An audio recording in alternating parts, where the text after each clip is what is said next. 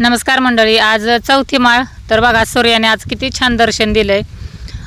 आणि बघा आता सगळी आज देवपूजा झाली आणि घटाला पाणीसुद्धा दिलं. थोडं थोडंच देते रोज, म्हणजे धान्य कुजत नाही. आणि घट पण बघा एवढा छान उगवला आहे. आता सगळी पूजा केली. आता आजपासून सगळे आराधी लोक जे असतात, म्हणजे ज्यांच्या घरी माळ परडी असते ते यायला सुरुवात होते. ते सुद्धा आल्यात. त्यांनासुद्धा अजून फराळाचं द्यायचं आहे. तर एवढी घाईघाई झाली सगळी. बघा आता देवीला सुद्धा पहिला सगळा नैवेद्य दाखवून घेतला. म्हणजे आपण जे फराळाचं जे करतो तेच नैवेद्याला म्हणजे दाखवायचं असतं.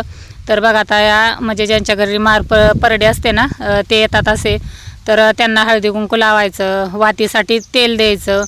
तर तुमच्या इकडे येतात का ते सुद्धा मला कमेंट बॉक्समध्ये सांगा. तर आमच्या इकडे बघा असे असतात रोजचे म्हणजे 4-2 लोक असे म्हणजे येतच असतात.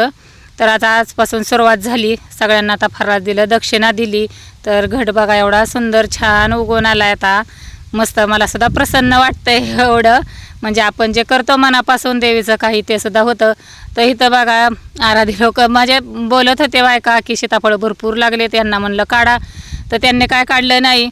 त्यांनी मला चॅलेंज दिलं की तू झाडावर चढून काढ. तर म्हटलं हो मी काढणारच. म्हटलं मी शेतकऱ्याची जशी मुलगी आहे तशी शेतकऱ्याची बायकोसुद्धा आहे. आणि शिवाजी महाराजांचा इतिहास मी पाहिलेला आहे आणि म्हणजे बघतसुद्धा असते. कारण मला खूप आवड आहे शिवाजी महाराजांचं, म्हणजे नाही का सगळंच असं म्हणजे बघण्याचं त्यांचं.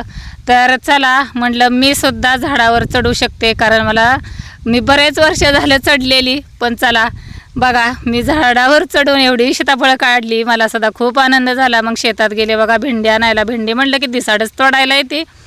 मग भेंडी तोडून घेतली.